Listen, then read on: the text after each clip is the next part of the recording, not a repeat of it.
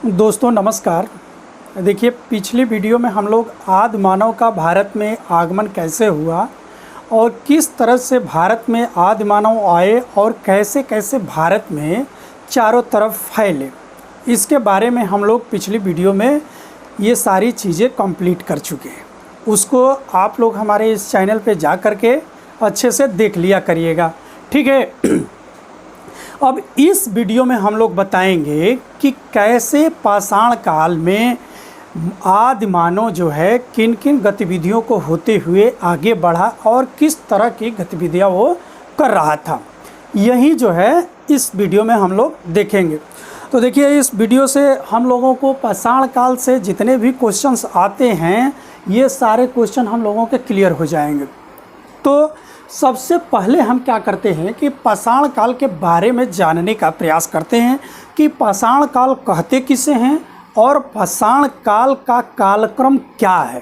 ठीक, तो पाषाण काल से हमारा अभिप्राय है कि जिस काल का मनुष्य अपने जीवन में पत्थरों का उपयोग करता था, अर्थात उसके जीवन से संबंधित गतिविधियों को जानने के लिए हमारे पास जो साक्ष्य हैं वह क्या हैं? पत्थरों से निर्मित। तो पत्थरों से निर्मित साक्ष्य होने के कारण ही इस काल को पाषाण काल के नाम से जाना जाता है। क्लियर? अब देखिए, यह जो काल है पाषाण काल, यह आपका है 10 लाख ईसा पूर्व से लेकर के, यानी 10 लाख ईसा पूर्व से लेकर के 2000 ईसा पूर्व के काल को हम पाषाण काल के नाम से जानते हैं। इतनी बातें आपको क्लियर हो गई?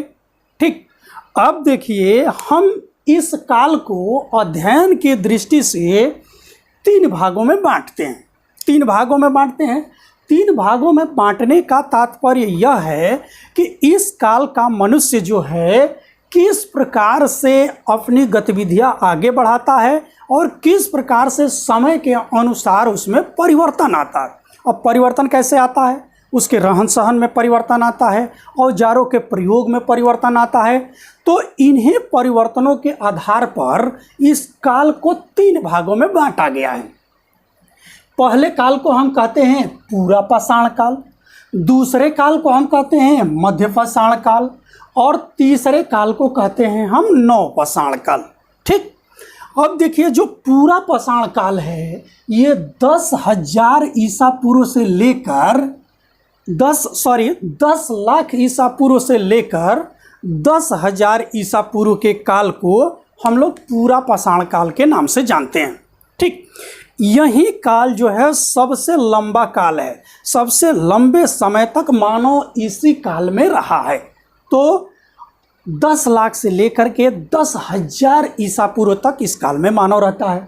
दूसरे काल को जब हम कहते हैं मध्य पाषाण काल, मध्य पाषाण काल का कालक्रम जो हमें निर्धारित मिला है इतिहासकारों द्वारा, यह है आपके 10,000 ईसा पूर्व से लेकर के 4,000 ईसा पूर्व। कुछ लोग इसका कालक्रम 6,000 ईसा पूर्व में ही समाप्त मान लेते हैं। ठीक, दोनों डेटा पे याद रखिए कि 10,000 ईसा पूर्व से लेकर के 6,000 या 4,000 ईसा पूर्व के कार्यकाल को मध्य पाषाण काल के नाम से हम जानते हैं। ठीक, अब तीसरा काल है हमारा नव पाषाण काल। नव पाषाण काल जो है यह 4,000 ईसा पूर्व से लेकर 2,000 ईसा पूर्व तक जाता है। ठीक है, 4,000 ईसा पूर्व से लेकर के 2,000 ईसा पूर्व। अब हम देखिए, अब चूंकि हमने पाषाण काल को क्या किया, 3 भागों में बांट दिया, पूरा पाषाण काल, मध्य पाषाण काल, नव पाषाण काल। अब एक एक भाग का हम क्या करेंगे कि यहाँ पे विस्तृत अध्ययन करेंगे। ठीक, तो देखिए, अब हम आते हैं डायरेक्ट कहाँ पे, पूरा पाषाण काल में। मैंने पहले ही बोला कि यह काल जो है सबसे लंबा काल है। सबसे लंबा काल होने के कारण हम इसको 3 भागों में डिवाइड कर देते हैं। कितने भागों में डिवाइड करते हैं? 3 भागों में। निम्न या पूर्व पूरा पाषाण काल, मध्य पूरा पाषाण काल और उत्तर पूरा पाषाण काल। ठीक, 3 भागों में इसका हमने क्या कर दिया, विभाजन कर दिया। अब देखिए जो निम्न पूर्व पूरा पाषाण काल है यह कहाँ पे फैला, इसकी संस्कृतियाँ कहाँ पे फैली, इस काल के लोग कहाँ पर ज़्यादा निवास किए, इसके बारे में हम देखते हैं। तो देखिए यह संस्कृति जो है निम्न पूरा पाषाणकालीन संस्कृति जो है उत्तर में सोहन नदी की घाटी, सोहन नदी जो है वर्तमान में सिंधु नदी की सहायक नदी है। तो सोहन नदी की घाटी में ये सबसे पहले ये लोग आकर के बसते हैं और यहीं पे अपनी ये गतिविधियां जो है शुरू करते हैं। दक्षिण में ये लोग क्या करते हैं कि मद्रास में जाकर के फैल जाते हैं। दक्षिण में ये कहाँ जाते हैं, मद्रास में फैल जाते हैं। इस संस्कृति को हम मद्रासियन संस्कृति या हैंड एक्स संस्कृति के नाम से जानते हैं। हैंड एक्स मतलब होता है हाथ की कुल्हाड़ी, तो इसको हैंड एक्स या क्लीवर संस्कृति के नाम से जानते हैं। इसको इसलिए हैंड एक्स संस्कृति कहते हैं कि मद्रास के पलवरम में, जब मद्रास के पलवरम में खुदाई हुई तो यहाँ से हैंड एक्स यानी हाथ की कुल्हाड़ियाँ मिली हैं। ठीक, पत्थर की हाथ की कुल्हाड़ियाँ मिली हैं, इसीलिए इस संस्कृति को हैंड एक्स क्लीवर संस्कृति के नाम से जाना जाता है। ठीक, यहाँ पे जो हथियार मिले हैं, जो इनके औजार मिले हैं वो किस टाइप के हैं, ये हैं पेबुल, चापर, चापिंग संस्कृति टाइप के बने हुए हैं। कैसे बने हुए हैं, पेबुल, चापर, चापिंग। तो पेबुल, चापर, चापिंग टाइप के जो हथियार बने हुए हैं इसलिए इस संस्कृति को चापर चापिंग संस्कृति भी कहते हैं। ठीक, अब दूसरी बात ये है कि ये जो पत्थर हैं ये क्वार्टरजाइट पत्थर हैं। किस पत्थर के हैं, क्वार्टरजाइट पत्थर के ये हथियार बने हुए हैं। ठीक, अब देखिए दूसरा पॉइंट आता है कि यहाँ का जो मानव है, यहाँ का जो मानव है यानी इस काल का जो मानव है यह क्या है, यह उत्पादक नहीं है और संग्रहक भी नहीं है। इस काल का मानव न तो उत्पादक है और न ही संग्रहक। उत्पादक का मतलब होता है कि नहीं तो यह भोजन उत्पादन कर रहा है और न ही यह संगठित कर रहा है, उसको एकत्रित कर रहा है। ये जो पाया मारा खा गया। ठीक, तो इस टाइप का ये मानव है।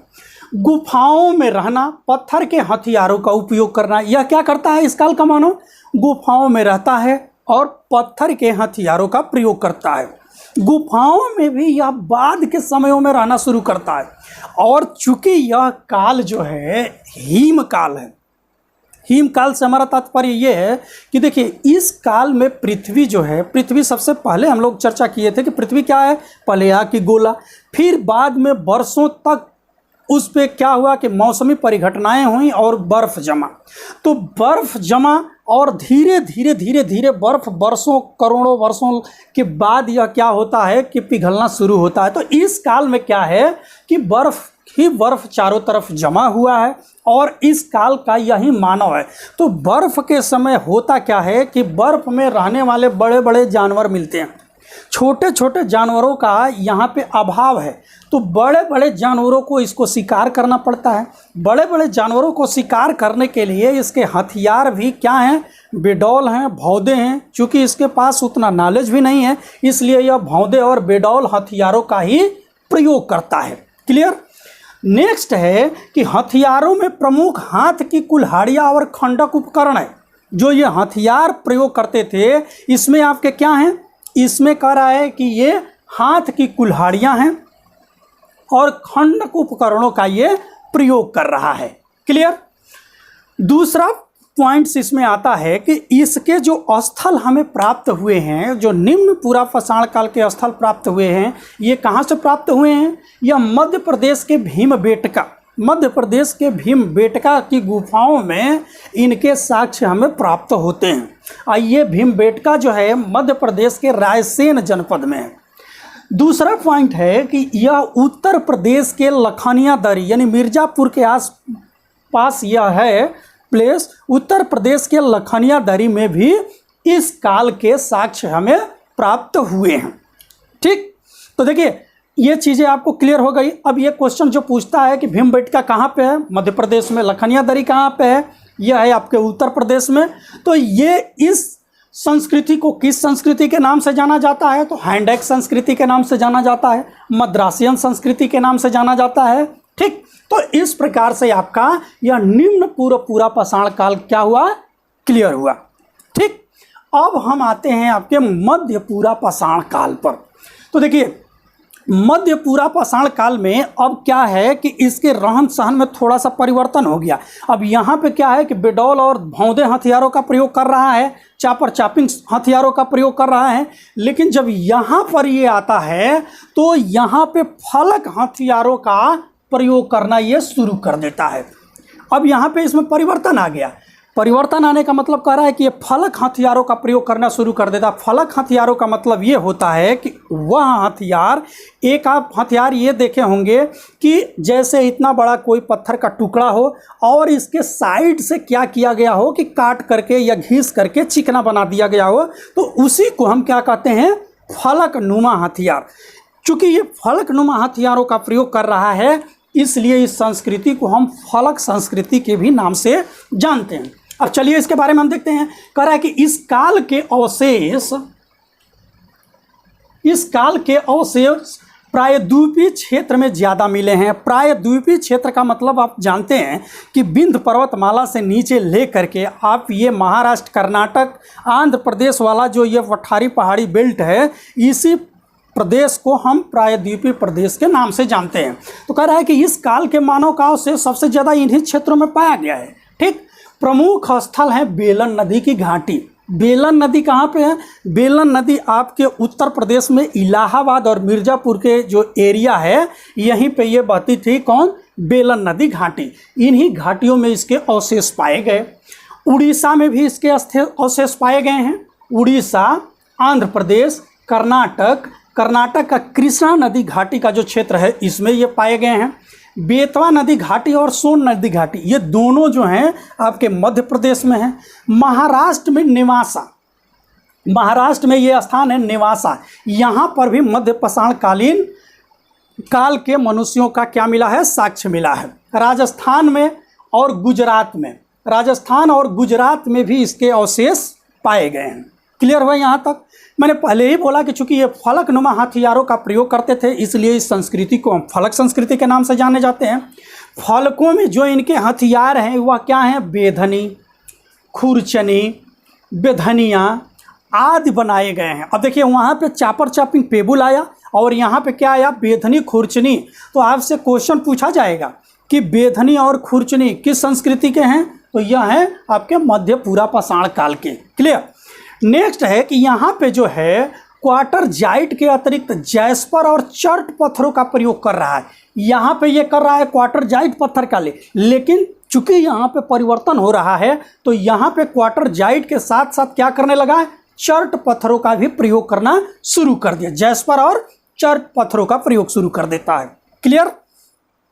कहीं कहीं पर कुल्हाड़ियों का भी उपयोग होता है। कुल्हाड़ी का तो सबसे ज़्यादा उपयोग यहाँ हुआ, लेकिन यहाँ पर भी कहीं ना कहीं कुल्हाड़ियों का उपयोग जो है हुआ है। ठीक है, अब आते हैं हम, देखिए कि कह रहा है कि इस युग के हथियार पहले की अपेक्षा ज़्यादा सुडौल हैं। हमने यहाँ पे कहा कि यहाँ के हथियार क्या हैं? भेडौल हैं, भौंदे हैं, लेकिन उसके अपेक्षा यहाँ के हथियार जो हैं सुडौल हैं। क्लियर? तो अब ये आपका हो गया मध्य पूरा पाषाण काल से संबंधित जो भी जानकारियाँ थी आपको यहाँ पे दी गई। क्लियर? अब हम आते हैं उत्तर पूरा पाषाण काल या नौ पूरा पाषाण काल। तो उत्तर पूरा पाषाण काल या नौ पूरा पाषाण काल जो है किस लिए प्रसिद्ध है, यहाँ कौन कौन सी चीज़ें महत्वपूर्ण हैं, इसके बारे में देखते हैं। तो देखिए इस संस्कृति के स्थल जो है बेलन नदी घाटी में पाए गए। मध्य पूरा पाषाण काल के भी स्थल बेलन नदी घाटी में पाए जाते हैं और उत्तर पूरा पाषाण काल के स्थल भी बेलन नदी घाटी में पाए गए। ठीक, कह रहा है कि बेलन नदी घाटी में गए। मुछलता, चिंताम नुगुआवी ये जो है कहाँ पे है? आपके आंध्र प्रदेश में है। बेटम चेरला यह भी एक प्लेस है, यह भी आपके आंध्र प्रदेश में पाया गया है। सोरापुर, दोआब, बीजापुर ये सभी कहाँ हैं? कर्नाटक में पाए गए हैं। ये स्थल हैं उत्तर पूरा पाषाण काल के। क्लियर। अब ये देखिए पटड़े, इनाम गांव, यह सभी कहाँ पे हैं? महाराष्ट्र में है। आपसे पूछा गया है, ये कई बार क्वेश्चन आया है कि पटड़े जो है ये कहाँ पे हैं? तो पटड़े जो है आपके इनाम गांव और पटड़े जो है ये महाराष्ट्र के स्थल हैं। क्लियर। दूसरा है क्वेश्चन कि सोन नदी घाटी, सोन नदी घाटी में भी उत्तर पूरा पाषाण काल के स्थल पाए गए हैं और सोन नदी घाटी कहाँ पे है? मध्य प्रदेश में है। बिसदी, बिसदी यहाँ पर भी नौ पूरा पाषाण काल के स्थल पाए गए हैं, यह है गुजरात में। सिंहभूमि, सिंहभूमि कहाँ पे है? यह झारखंड में है, यहाँ से भी इस काल के स्थल पाए गए हैं। हिमयुग के अंतिम चरण में इसका उदय हुआ। अब देखिए कह रहा है कि यह काल तो हिम काल ही है, पूरा ये काल हिमयुग है। हिमयुग अब धीरे धीरे समाप्त हो रहा है और इसी के अंतिम समय में यह काल आता है, कौन सा? नौ पूरा पाषाण काल। ठीक, इसी में होमोसोपियंस मानव का उदय होता है। अब आप देख लीजिए, ये महत्वपूर्ण क्वेश्चन है। मानव का वैज्ञानिक नाम क्या है? होमोसोपियंस मानव। इसी को प्रज्ञ मानव या बुद्धिमान मानव के नाम से जाना जाता है। तो प्रज्ञ और बुद्धिमान मानव किस काल में आता है? यह आता है आपके नौ पूरा पाषाण काल में। इस क्वेश्चन को आपको ध्यान से देख लेने की आवश्यकता है। इस समय पत्थर के ब्लेड से उपकरण बनाए जाने लगे। अब देखिए यहाँ पे संस्कृति क्या थी? Hand axe. यहाँ पे आ गई फलक संस्कृति और नौ पूरा पाषाण काल की जो संस्कृति हो गई यह ब्लेड संस्कृति हो गई, यानी और धारदार हथियार जो हैं इस काल में बनाए जाने लगे। अब यहाँ पे क्या है कि पत्थर के अतिरिक्त क्या है कि हड्डी, हाथी दांत के उपकरण भी यहाँ पे मिलते हैं। यहाँ पे तो केवल पत्थरों के उपकरण मिले, लेकिन जो नौ पूरा पाषाण कालीन संस्कृति है यहाँ पे पत्थरों के साथ साथ हड्डियों और हाथी दांत के उपकरण भी मिले हैं। इस काल में धर्म के प्रति लोगों की अभिरुचि बढ़ गई। क्या है? इस काल में धर्म के प्रति लोगों की अभिरुचि बढ़ गई, यानी इस काल में क्या है कि मूर्तियां भी मिली हैं। हड्डियों की क्या है? मूर्तियां भी मिली है। ठीक है, हड्डी की मूर्तियां मिली। तो इस प्रकार से यह आपका नौ पाषाण का काल पूर्व उत्तर पाषाण काल जो है समाप्त हो गया। क्लियर। अब हम जो हैं अगले वीडियो में अब आपको क्लियर करेंगे मध्य पाषाण काल और नौ पाषाण काल। ठीक है, क्योंकि वीडियो ये लंबी हो रही है इसलिए आपको अगले वीडियो में हम इन दो टॉपिकों को पूरा करेंगे और इस प्रकार से जो भी बचे हुए क्वेश्चंस होंगे ये आपके इस वीडियो में क्लियर हो जाएंगे। ठीक है, तो धन्यवाद आप लोगों को। ये वीडियो अच्छी लगी होगी तो आप लोग इसको लाइक करिएगा, सब्सक्राइब करिएगा और मित्रों के बीच में शेयर कर दीजिएगा। धन्यवाद।